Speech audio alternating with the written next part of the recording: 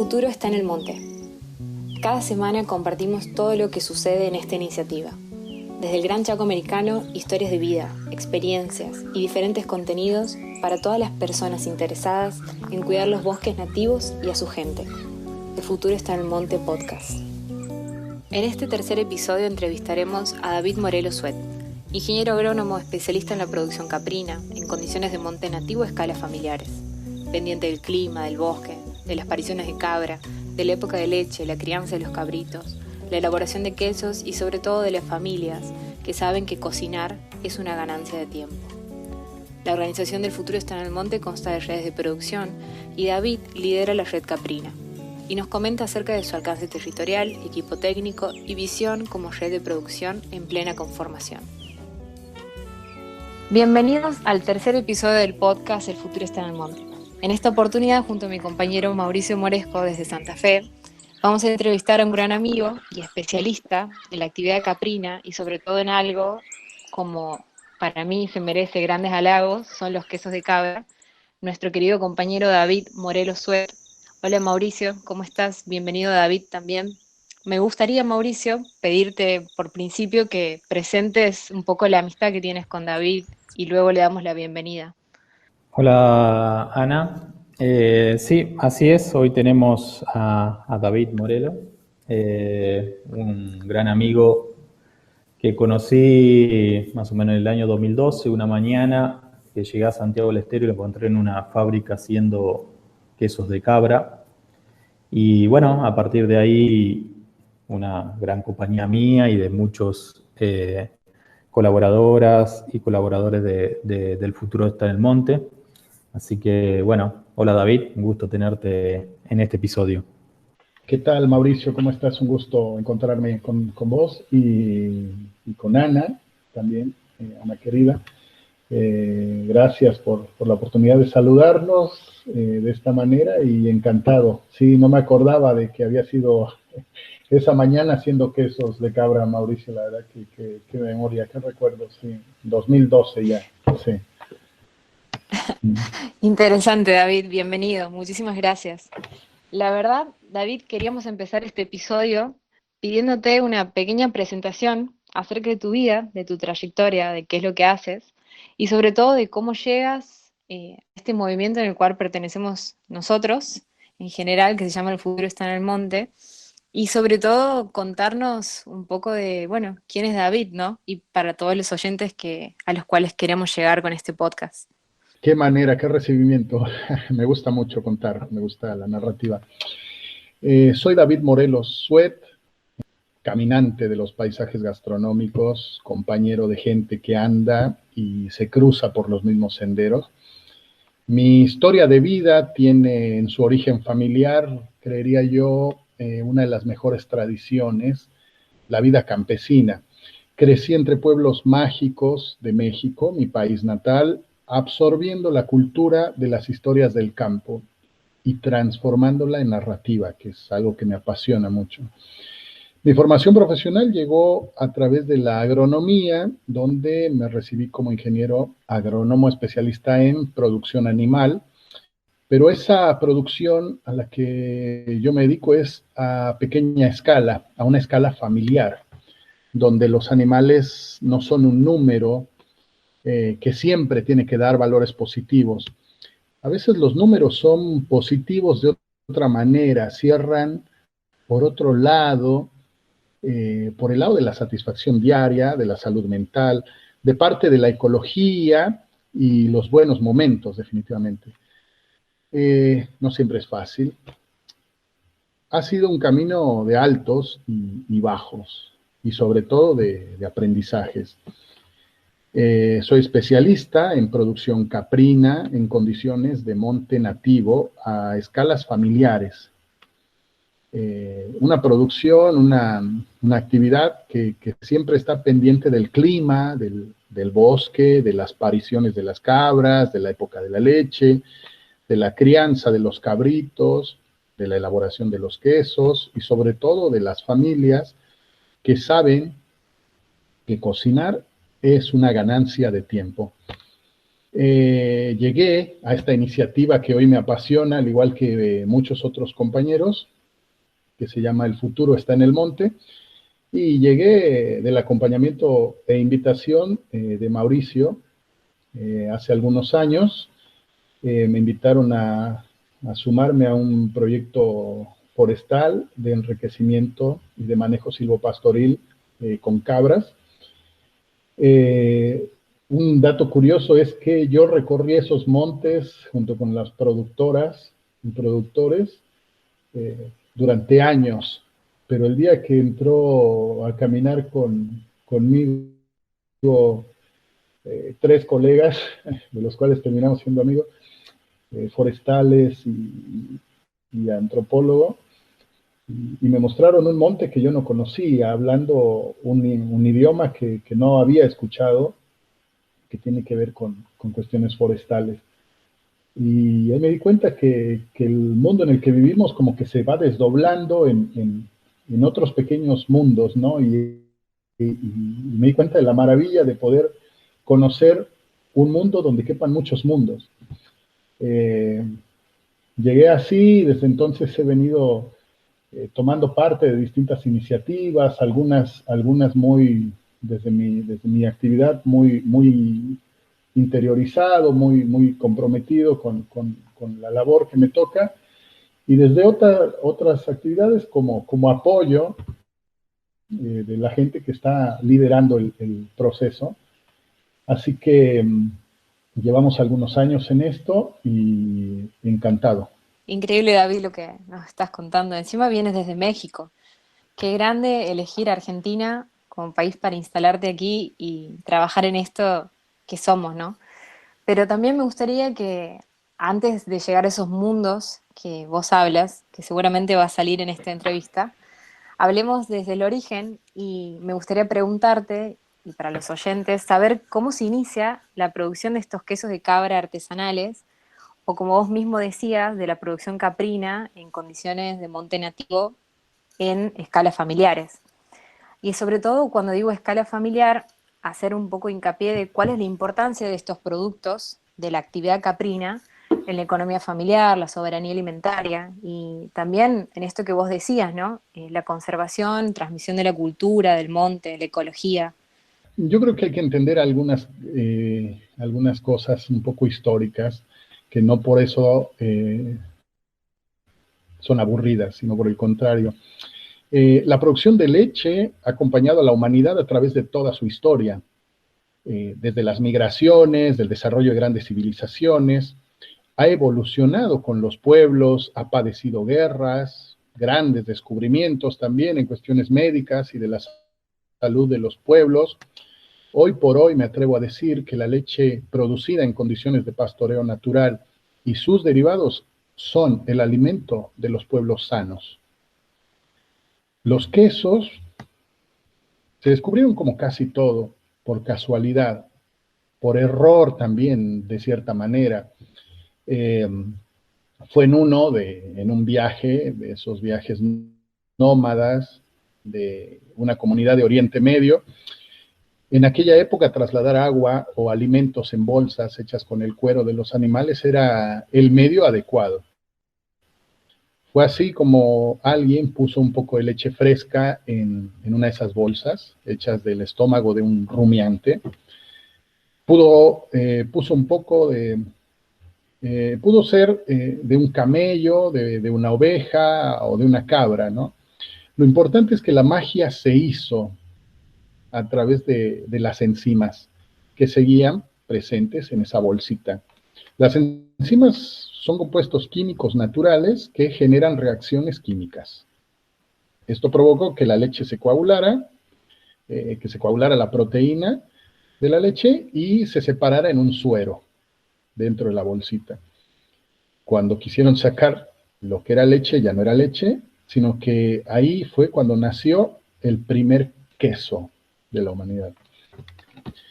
El queso es un espectáculo, está hecho con solo 3 ingredientes: leche, cuajo y sal. Y sin embargo, lo maravilloso de esto es que el mundo alberga más de 2000 tipos de quesos todos con diferentes formas, colores y sabores. La diferencia más importante entre los quesos industriales y los artesanales es que los industriales están desconectados de su área de producción y elaborados con leche pasteurizada, cultivos iniciadores, incluso algunos aditivos, cosas que alteran ya la química natural de la leche y el queso.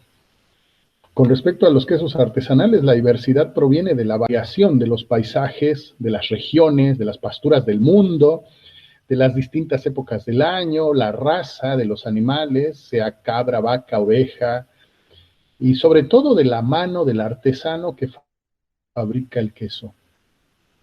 La lechería familiar y la quesería artesanal son un generador de riqueza económica y cultural. Es una actividad de sostén y hasta de crecimiento también. Implica saberes sobre el clima, sobre las épocas de lluvia, de vientos, implica conocer herbolaria, saber de botánica. Nos requiere desarrollar un sentido de observación constante del entorno del campo, del monte, del bosque, también incluso del desierto, ¿no? Ser pastor es uno de los oficios que conducen a la sabiduría, me atrevo a decirlo. Con respecto a la economía familiar y a la soberanía alimentaria, la quesería es una de las tradiciones más importantes y lindas, y preservar eso es preservar un poco de la belleza del mundo, me parece. Sí, David, algo al escucharte, ¿no? Me surge un poco la pregunta, porque en lo que estás contando algo tan, no sé, tan bello, ¿no? Que tiene que ver con la alimentación, tiene que ver con la cultura, con la diversidad, con el ambiente. ¿Por qué en Argentina, cuando uno escucha quienes se refieren sobre la producción caprina, es siempre en términos negativos, ¿no? Usando, no sé, palabras como una actividad marginal, una actividad de subsistencia, una producción de los pobres, ¿no? ¿Por qué? ¿Por qué así? Bueno, es muy curioso esto. A mí siempre me agrada pensar y desdoblar el tema. Es una pregunta muy interesante que tiene varias, no sé, varias formas de abordarla. Pensar en la actividad caprina como algo marginal, creo también que depende de quién lo observe, quién lo señale y también del contexto en el cual se lo quiera presentar. Yo creo que tiene que ver con parte la historia misma, ¿no? En diversas regiones del mundo la actividad caprina se ha adaptado a los más grandes desafíos de la humanidad, desde el nomadismo y los éxodos hasta los asentamientos más precarios, desde el desierto del Atacama en Chile hasta las montañas de los Alpes y Pirineos en Europa. Hay cabras en regiones tan distintas, en regiones tropicales, en islas, en mesetas y también en lugares tecnificados de manera industrial. Sin embargo, esto demuestra que en gran medida hay una característica que permite relacionar la marginalidad a lo largo del mundo, y yo creo que esta es la capacidad de adaptación de la actividad caprina a casi todo. La cabra se acostumbra a todo, es una manera de chiste, se acostumbra a todo menos a no comer, como cualquiera de nosotros. Pero aún así es capaz de encontrar y comer los brotes más escasos que crecen casi sin asomarse a la superficie por entre las rocas y la arena. Ha sido capaz de sobrevivir regulando de manera estacional su época reproductiva y de lactancia de sus crías. Lo ha regulado a lo largo de su evolución para poder subsistir en los mejores momentos de alimento, ¿no? en el monte. Llevar adelante la actividad caprina con costumbres tan rudimentarias de manejo no requiere mayor capacitación técnica. El conocimiento puede venir de la tradición oral, de la narración. No es necesario saber leer y escribir para tener cabras. Ser hombre o mujer, viejo o joven. Los niños, pues, son pastores, las mujeres, los ancianos.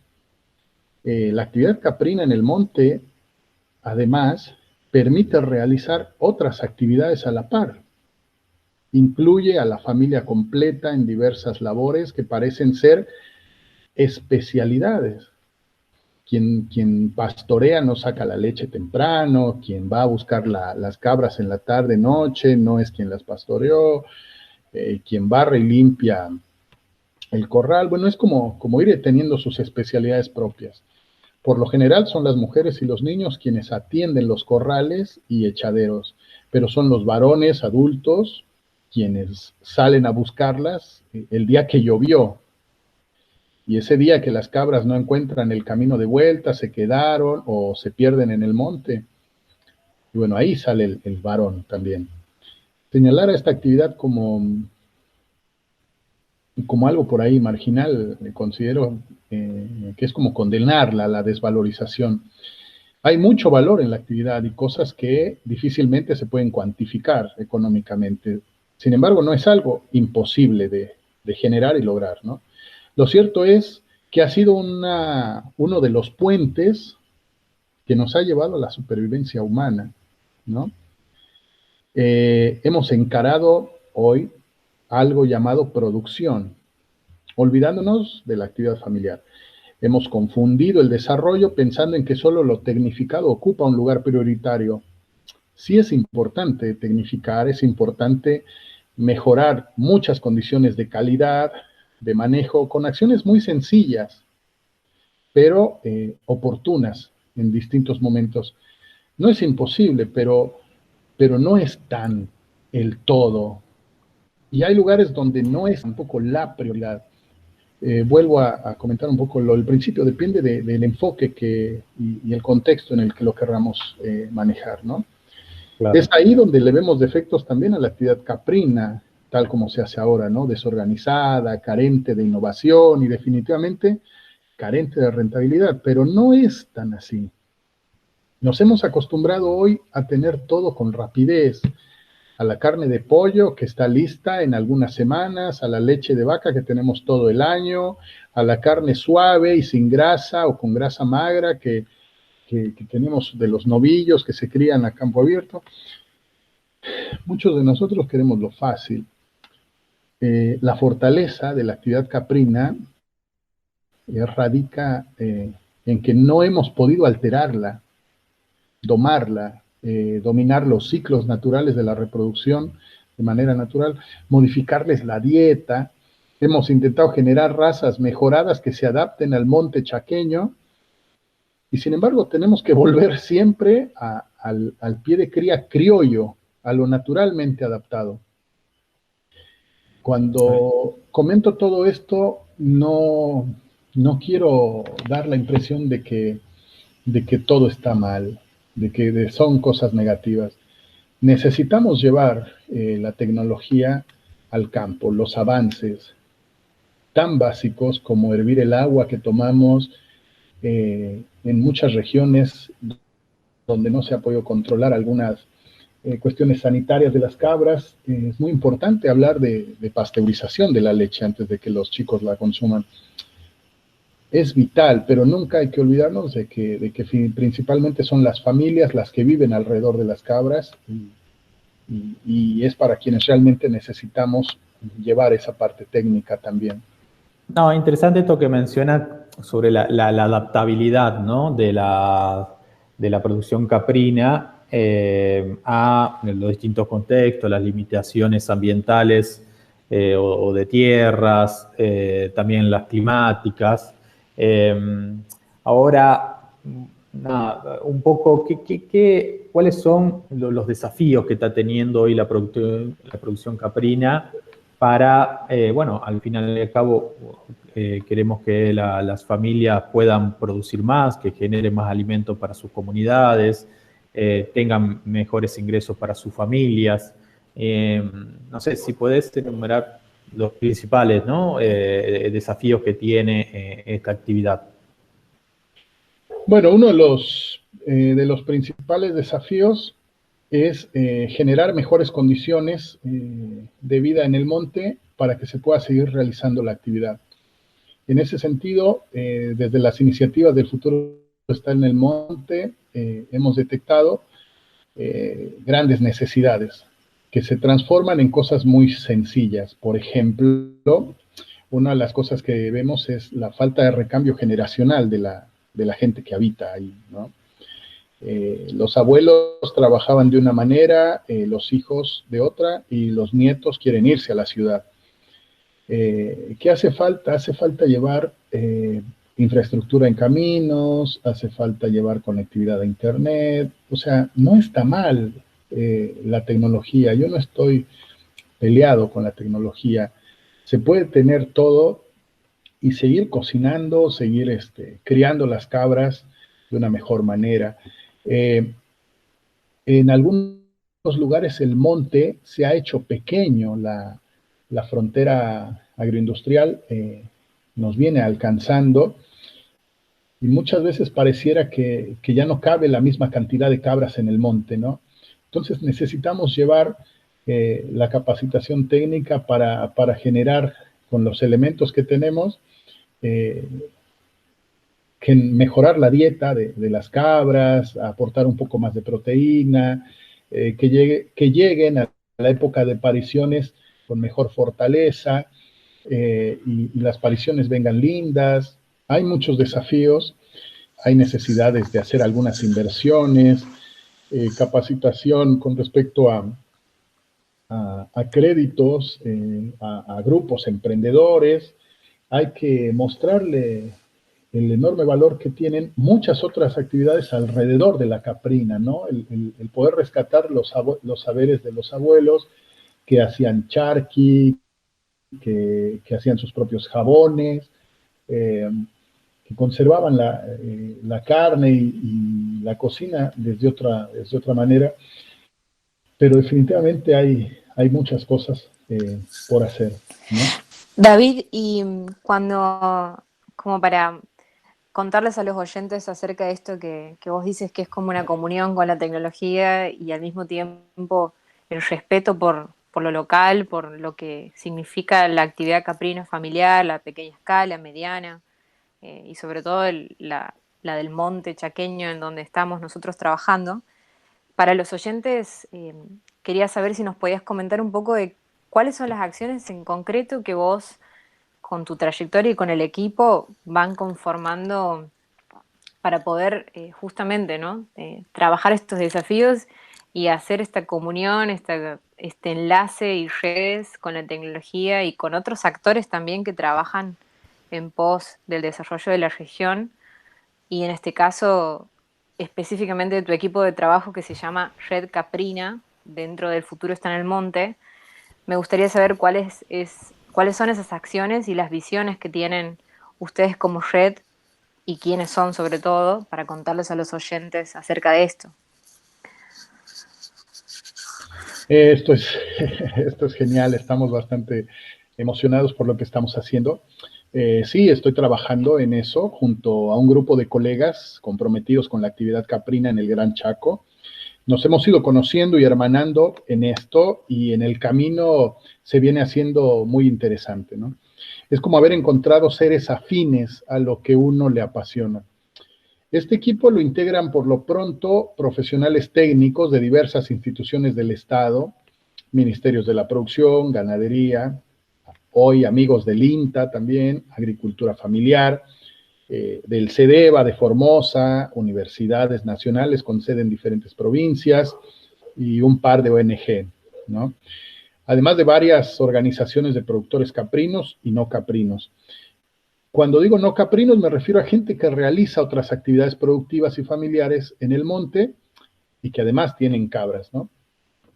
pueden ser apicultores, artesanas, gente que a su vez hace huerta, en fin, es muy versátil y diversa la actividad y la vida en el campo. La visión la venimos planteando de a poco. Esta red se está construyendo. Es una etapa temprana de desarrollo, diría yo, que nos estamos amigando unos con otros. Estamos venciendo la barrera de las distancias. En el Gran Chaco, una de las cosas que abunda son las distancias largas. También los lenguajes, la bandera institucional a la cual pertenecemos algunos de nosotros, y hasta banderas políticas también. Muchos de nosotros tenemos mucha experiencia en diversas áreas específicas de las cabras: nutrición, manejo, reproducción, genética, etcétera. Y disponemos de mucho material teórico y hasta didáctico para transmitirlo. Lo que hoy estamos comenzando es saber quiénes somos como técnicos, qué hacemos, dónde lo hacemos, dónde estamos, qué nos gusta y apasiona. Todo esto a través de reuniones virtuales cuando no es posible juntarnos, viajes en conjunto a los diversos territorios, hemos compartido viajes con los colegas y concretando un mapeo de actores técnicos. Actualmente somos alrededor de 40 técnicos que estamos enlazados en esta red en diferentes provincias de la región chaqueña. Tenemos técnicos de Jujuy, Salta, Catamarca, Tucumán, Santiago del Estero, Santa Fe, Córdoba, Formosa, el Chaco. Ahora somos 40. Tenemos un pequeño grupo un poco más estratégico de los que vamos generando las líneas, proponiendo un poco las temáticas donde estamos trabajando, pero al final de cuentas el aporte de todos es lo que está sumando. Posteriormente, te cuento, vamos a generar grupos de trabajo, ¿no? Comisiones por temática y por regiones. Esto para extender el mapeo a los productores y organizaciones que tenemos en todos estos territorios, hacer más relevamientos de diversos puntos de análisis. Hay amigos forestales, como te digo, especialistas en forrajes, antropólogos, gente dedicada a la comunicación. Acá se necesita todas las especialidades para poder poner en el mapa nacional la actividad caprina de una manera gastronómica, turística, educativa, de conservación cultural, ecológica. Todo esto es un esfuerzo conjunto. David, y la verdad que cuando lo cuentas uno a veces puede resultar hasta tan complejo como increíble, pero si conocemos nosotros que estamos en el movimiento, hemos escuchado hablar un montón de algo concreto, visible, y quienes son hoy las personas que más reconocemos en la producción, por lo menos aquí en Santiago o hasta en Buenos Aires, ¿no? Y que nos van a escuchar y vamos a tratar de marcar tendencia, me parece a mí, que tiene que ver con el grupo de las pastoras del monte. Y la verdad que me gustaría preguntarte quiénes son estas mujeres, estas personas que hoy en día creo que es un grupo que ha podido hacer concreto todo un trabajo de desarrollo que estás contando de la red caprina y que quizás sean el primer ejemplo del logro, ¿no? De esa acción que hemos realizado y que has venido también acompañando vos durante tantos años. Y me gustaría preguntarte quiénes son, a qué se dedican, por qué son tan conocidas, ¿no? Es un relato que me gusta mucho hacer porque cada vez que lo hago me acuerdo de algo interesante y divertido y se me viene a la memoria. Las Pastoras del Monte son un grupo asociativo, en su mayoría integrado por mujeres que se dedican a la producción de cabras, leche y carne y demás cosas que rodean a la cabra. Originalmente todo comenzó en el sureste de Tucumán. Allá por el año 2013 fue que arrancamos cuando comenzamos los trabajos de poner en funcionamiento una pequeña quesería, una fábrica espectacular, en el departamento Graneros. Eso es en la comuna de Tacorralo, acá en la provincia de Tucumán. En sus inicios, el grupo estaba conformado por una lista grande de personas que la provincia, el Ministerio de la Producción, la Dirección de Ganadería, habían relevado en esa zona. Después, como en todo, se fue acomodando y la gente más apasionada, entusiasta, fue la que siguió adelante con el trabajo, con nosotros. La identidad de las pastoras del monte vino después, fue cayendo de madura, se fue construyendo con ellas y bueno, cabe mencionar también bajo la visión de Mauricio y el aporte en algunas ideas del resto del equipo. Todo esto con el paso del tiempo. Con el paso de los años también, diría yo, se lograron cosas lindas, importantes para ellas, para las chicas, para los productores. Se fueron dando a conocer en diversos lugares por donde transitan los quesos, desde la mesa de alguien hasta encuentros internacionales como lo fueron el Terra Madre en Italia, a través de una invitación que tuvimos del movimiento Slow Food Internacional. Por ahí del 2015 vinieron 2 chicas representantes de Slow Food en América Latina, ellas son italianas, y la intención de ellas era buscar en Argentina un ingrediente gastronómico que pudiera ser tan representativo y tan importante como para darle una denominación de protección cultural. Entonces, acá en el norte se visitaron varias actividades gastronómicas y productivas. La competencia fue un poco difícil porque hay mucho de dónde sacar, pero fue muy llamativa la actividad de la quesería artesanal acá en Tucumán con respecto a la leche de cabra. Nosotros desde el trabajo de puesta en funcionamiento de la fábrica habíamos mejorado muchas cosas ya, de la calidad de cabra, desde el origen, desde el manejo, desde sacar la leche. Se ordeñaba a ras de suelo y se implementó poder trabajar arriba en una superficie elevada, tratar de enfriar la leche desde el origen. Acá los veranos suelen ser muy cálidos, muy calientes. Entonces había que enfriar la leche desde que la sacábamos para bajarle un poco la posibilidad de que se nos acidificara por acción normal de las bacterias. En fin, hicimos todo un trabajo. Sin embargo, cuando comenzamos a vender los quesos que estaban muy ricos, nosotros vendíamos quesos con recetas extranjeras, que era lo que en su momento pedían los cocineros y los chefs. Queso Gouda, cheddar, chevrotín, rouen, queso feta, que es una receta griega.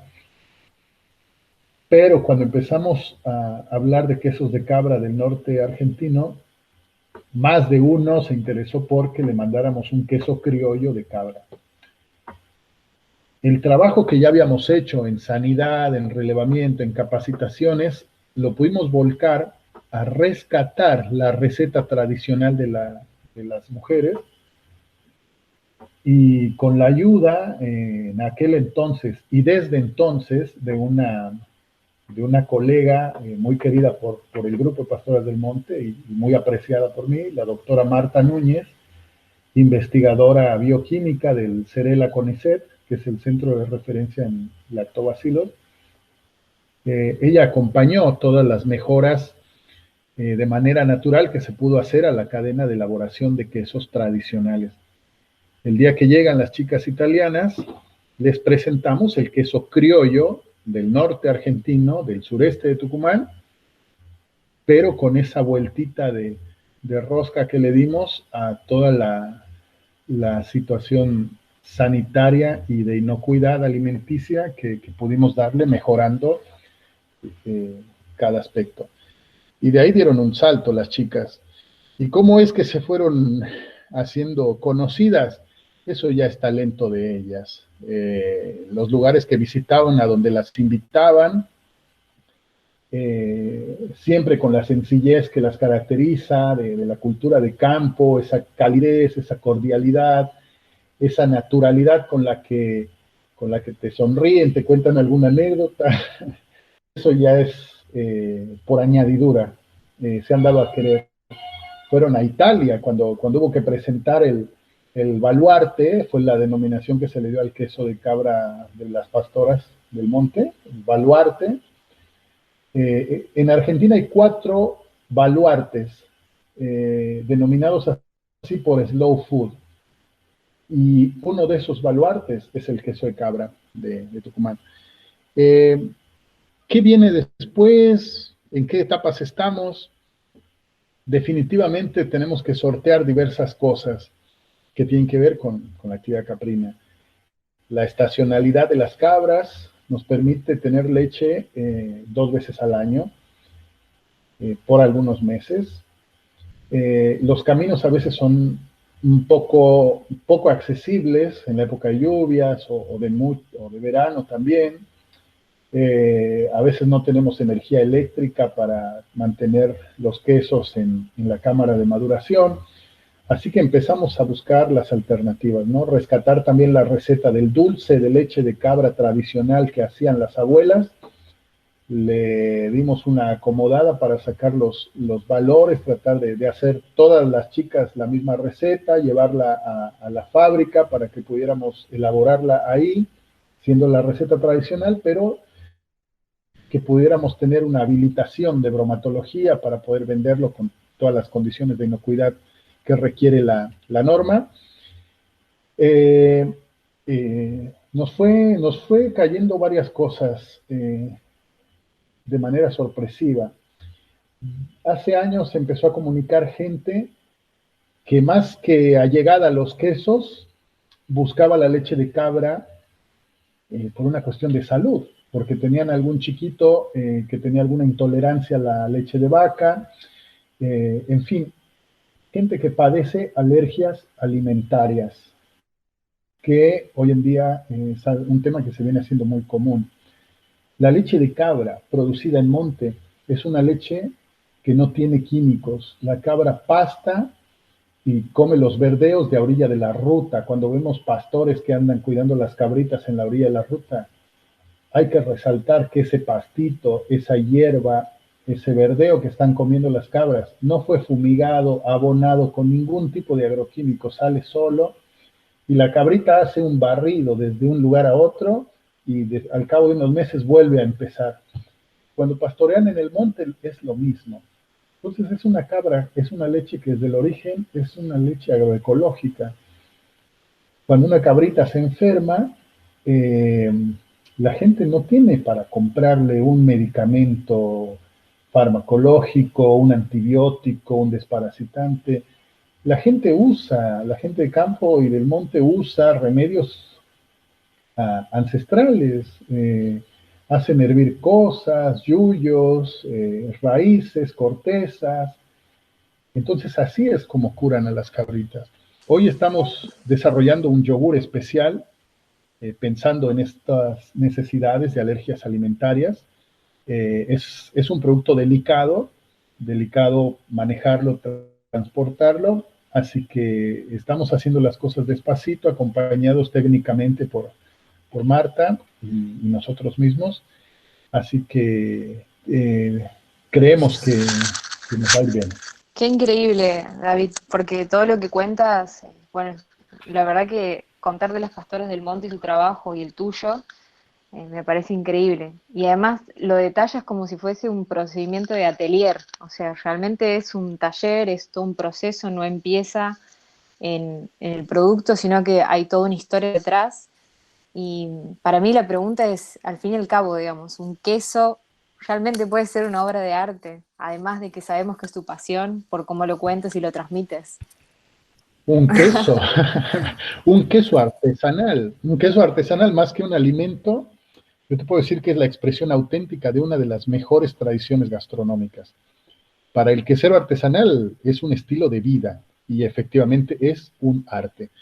Es un paisaje amado, una cultura, un patrimonio que engloba desde el idioma y tradiciones orales hasta elementos culinarios rudimentarios que van haciéndose modernos.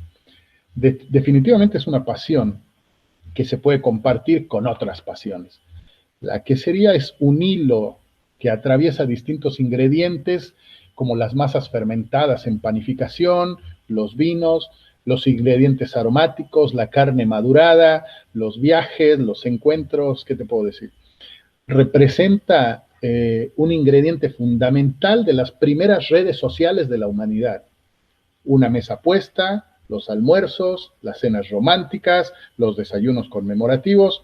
Es un producto versátil que permite a cocineros de todo el mundo expresar sentimientos, mensajes en lugares tan distintos, desde una taberna de cervezas hasta el spa más sofisticado dedicado al descanso. El queso permite transportar proteínas y nutrientes necesarios para la alimentación en una alforja de caballos, en la estepa en Mongolia, por decirte algo, ¿no?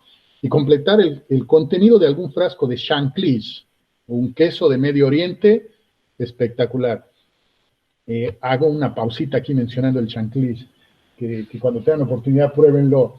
Me acuerdo que había una tía de mi esposa, que su suegra había venido del Líbano, una señora muy mayor.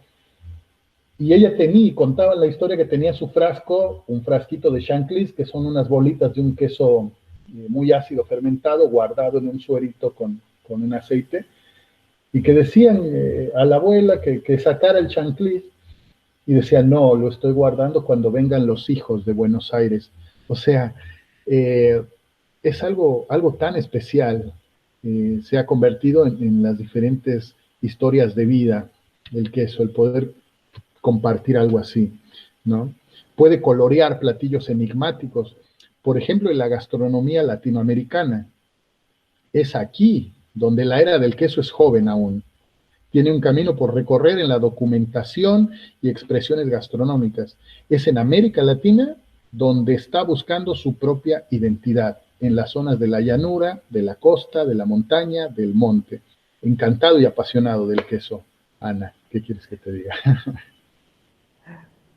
David, bueno, gracias por este recorrido, ¿no? Por esta tu pasión, ¿no? De los quesos y los lácteos y de la narrativa.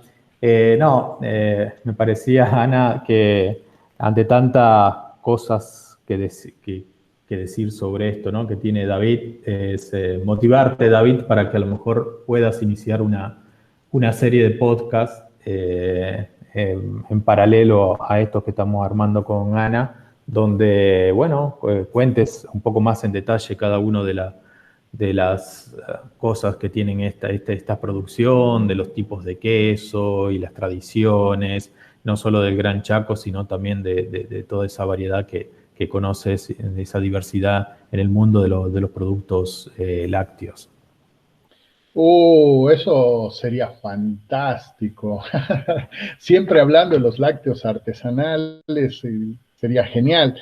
De pronto es un formato en el que no he contado nada aún, ¿no? Lo de los podcasts. Si bien me gusta narrar cosas, poder mostrar siempre en la medida de lo posible los lugares y escenarios y quizá poder transmitir lo mínimo y esencial de los aromas, texturas y sonidos del monte y el día a día de las cabras es un desafío que con gusto me tomaría, hasta que las cabras huelen o hablen, te digo, ¿no?